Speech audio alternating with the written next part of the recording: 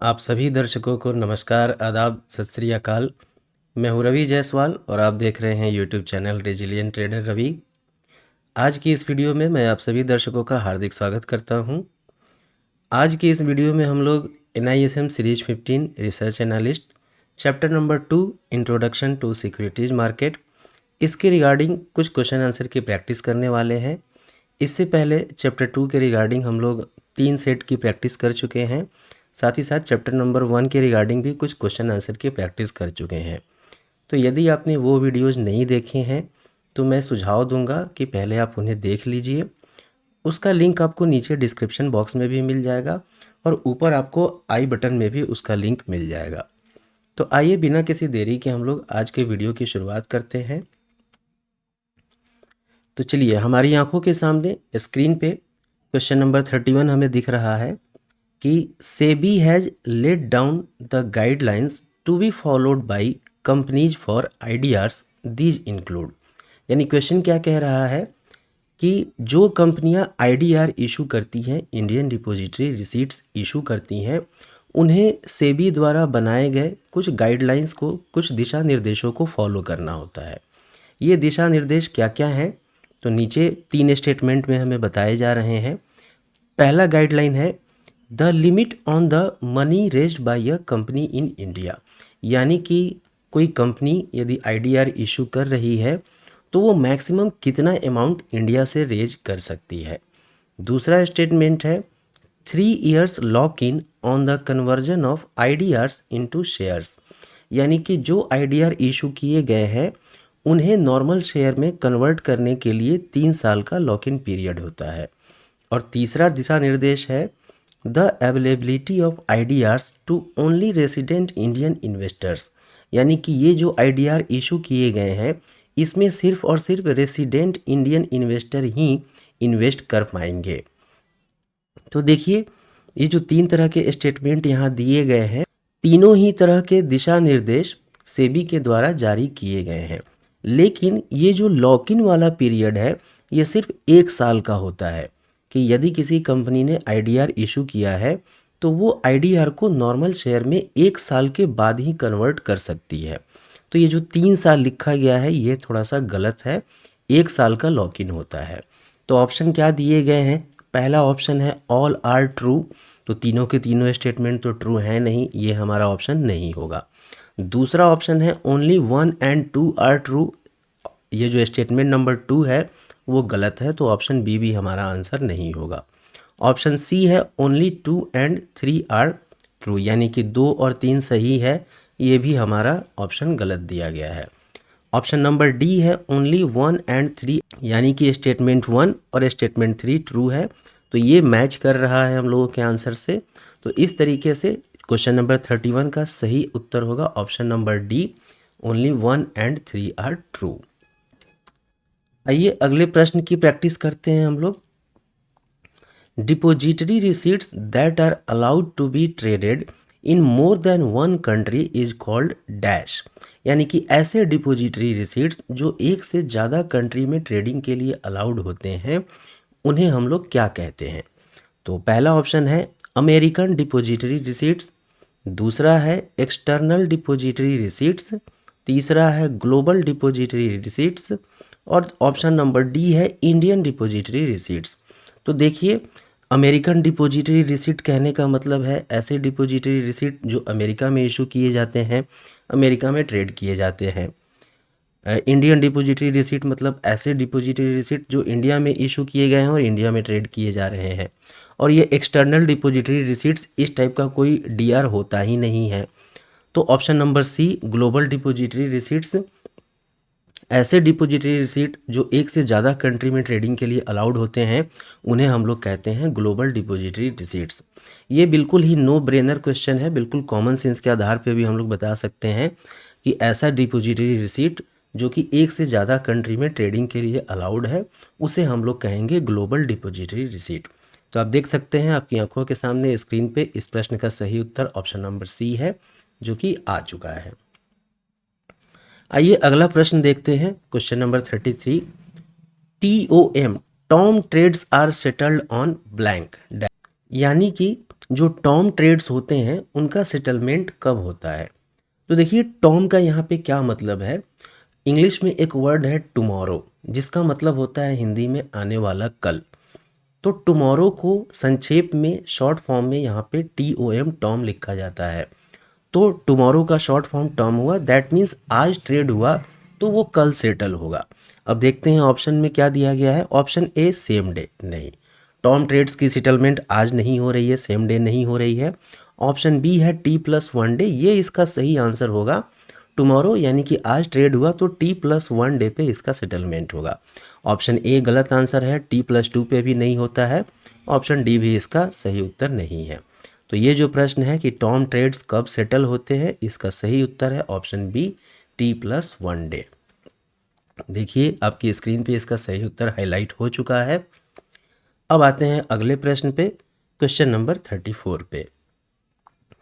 Which of the following is true. इस बार हमें यहाँ पे 3 तरह के स्टेटमेंट दिए गए हैं और हमें बताना है कि इनमें से कौन सा स्टेटमेंट ट्रू है। तो आइए उन स्टेटमेंट को हम लोग ध्यान से स्टडी करते हैं। Cash trades are settled on the same day, ये स्टेटमेंट सही है। Term trades are settled on T+1 day, just इसके प्रीवियस क्वेश्चन में हम लोग देख चुके हैं कि टर्म ट्रेड्स का सेटलमेंट T+1 में होता है। और तीसरा स्टेटमेंट दिया गया है spot trades are settled on T+2 day. आप लोग इसे याद भी रख सकते हैं, अक्सर ही एग्जाम में इससे क्वेश्चन पूछे जाते हैं कि कैश ट्रेड का सेटलमेंट सेम डे होता है, टर्म ट्रेड का सेटलमेंट T+1 डे पे होता है और स्पॉट ट्रेड का सेटलमेंट T+2 डे पे होता है। ये तीनों ही स्टेटमेंट ट्रू हैं, यानी कि ऑप्शन में जो पहला ऑप्शन दिया गया है ऑल आर ट्रू, यही हमारा सही आंसर होगा। तो इसे आप लोग याद कर लीजिएगा। इस टॉपिक से अक्सर ही क्वेश्चन आते हैं 1 नंबर के और घुमा घुमा के पूछा जाता है, लेकिन मेन बेसिक यही 3 स्टेटमेंट है। ये 3 स्टेटमेंट अगर आपने याद कर लिए, अच्छे से समझ लिए, तो समझिए कि एग्ज़ाम में 1 नंबर आपका श्योर हो गया। और ये देखिए इस प्रश्न का सही उत्तर ऑल आर ट्रू आपके स्क्रीन पे हाईलाइट हो चुका है। आइए हम लोग अगले प्रश्न की तरफ चलते हैं। प्रश्न संख्या 35 कुछ इस प्रकार है। Net asset value is the per unit market value of all the securities held by a mutual fund scheme. State whether true और फॉल्स, यानी कि हमसे पूछा जा रहा है कि किसी भी म्यूचुअल फंड स्कीम के द्वारा जितनी भी सिक्योरिटी होल्ड की जाती है उनका जो मार्केट वैल्यू होता है उसका पर यूनिट वैल्यू रिप्रेजेंटेशन होता है नेट एसेट वैल्यू के द्वारा। ये कथन सत्य है या असत्य है? तो बिल्कुल सही बात है कि म्यूचुअल फंड में 1 यूनिट का जो मार्केट वैल्यू होता है उसे हम लोग नेट एसेट वैल्यू कहते हैं। और ये जो नेट एसेट वैल्यू है म्यूचुअल फंड के द्वारा होल्ड किए गए, इन्वेस्ट किए गए सभी सिक्योरिटीज के मार्केट वैल्यू का पर यूनिट रिप्रेजेंटेशन होता है। तो यह कथन सत्य है, इसका सही उत्तर होगा ट्रू, ऑप्शन नंबर ए। आइए हम लोग देख लेते हैं। बिल्कुल आप देख सकते हैं आपकी स्क्रीन पे आ चुका है इसका सही उत्तर ऑप्शन ए।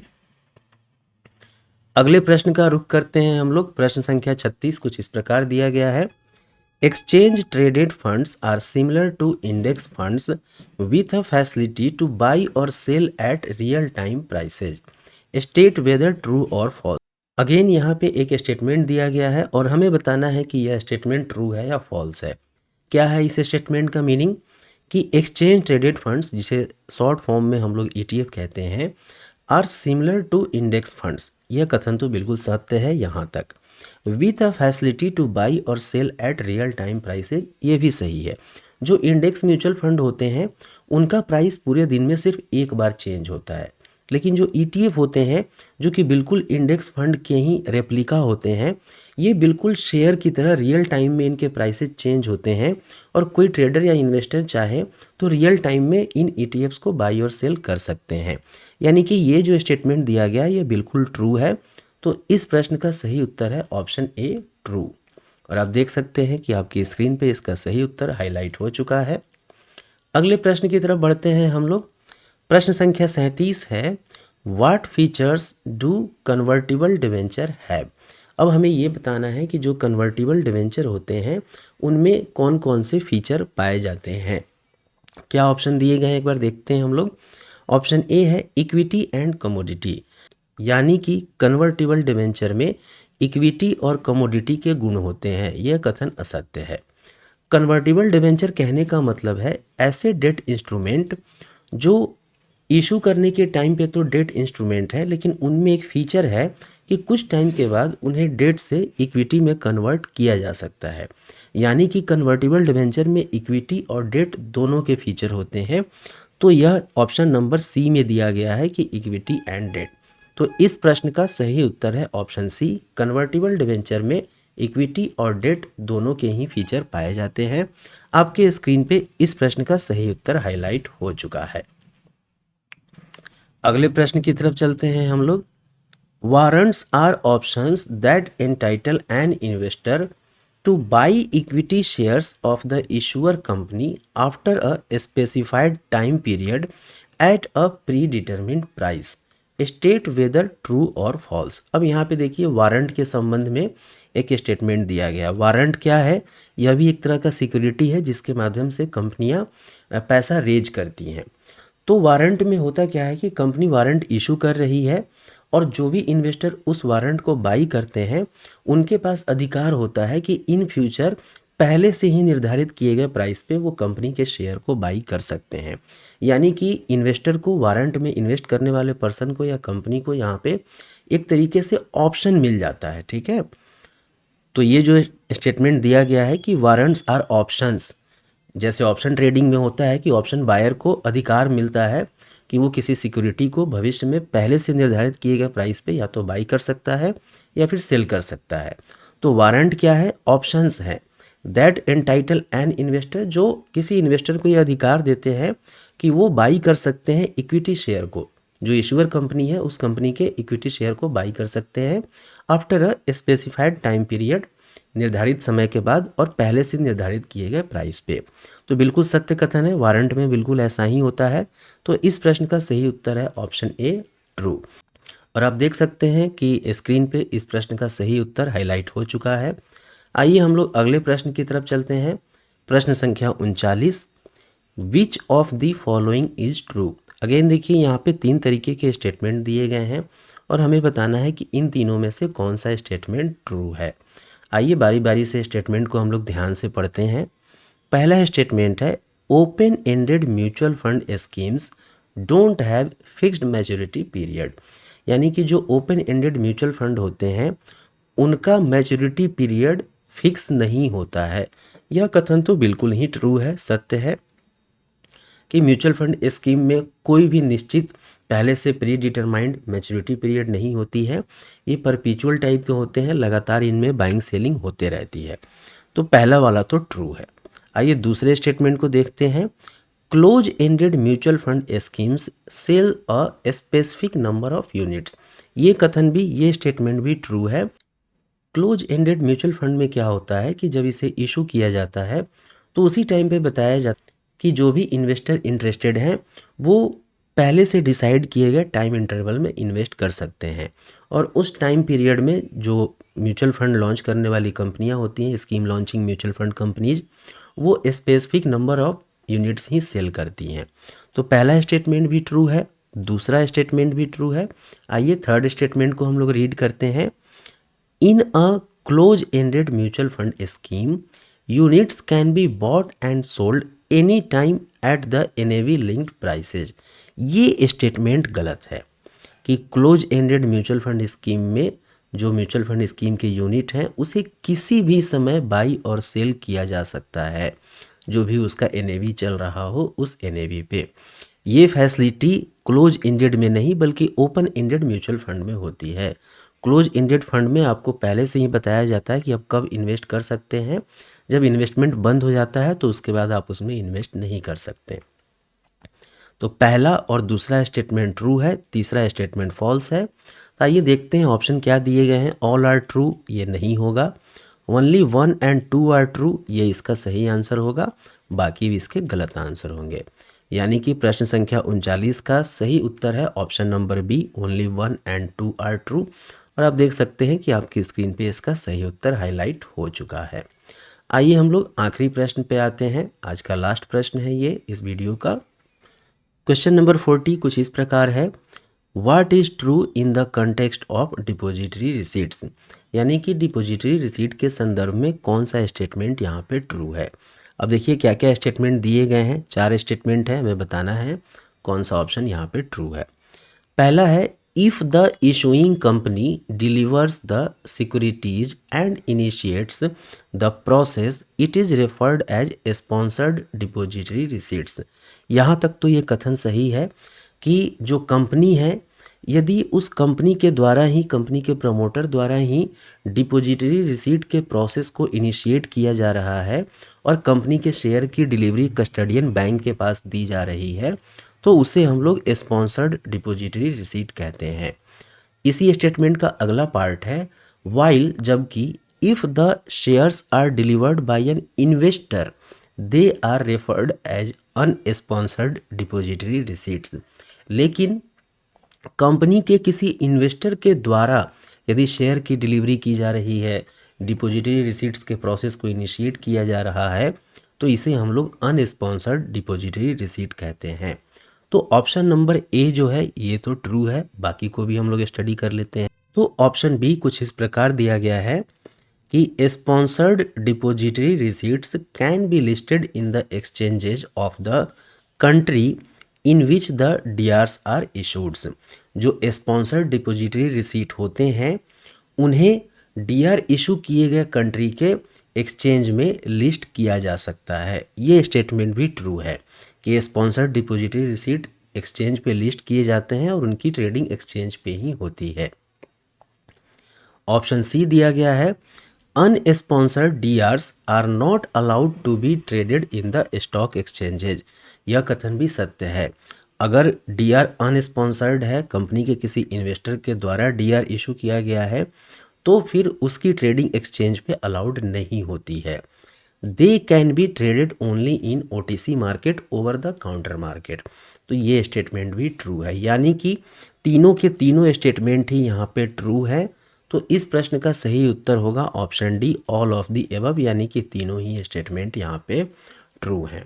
आइए हम लोग एक बार मैच भी कर लेते हैं। बिल्कुल सही, ऑप्शन नंबर डी जो कि सही आंसर है वो यहाँ पे हाईलाइट हो चुका है।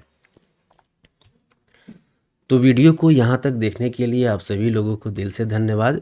यदि आप लोगों को आज के वीडियो की इन्फॉर्मेशन पसंद आई हो तो काइंडली वीडियो को लाइक कीजिएगा, शेयर कीजिएगा, साथ ही साथ चैनल को सब्सक्राइब जरूर करिएगा। केवल सब्सक्राइब करना ही काफ़ी नहीं होता है, बल्कि नोटिफिकेशन बेल को भी ऑल पे सेट कर लेना होता है, ताकि मैं जब भी कोई वीडियो यहाँ पे पोस्ट करूँ तो आपको उसका नोटिफिकेशन जल्द से जल्द प्राप्त हो सके। तो आज की वीडियो में बस इतना ही। मिलते हैं हम लोग अगली वीडियो में। तब तक आपका समय शुभ हो। Keep learning, keep earning. जय हिंद।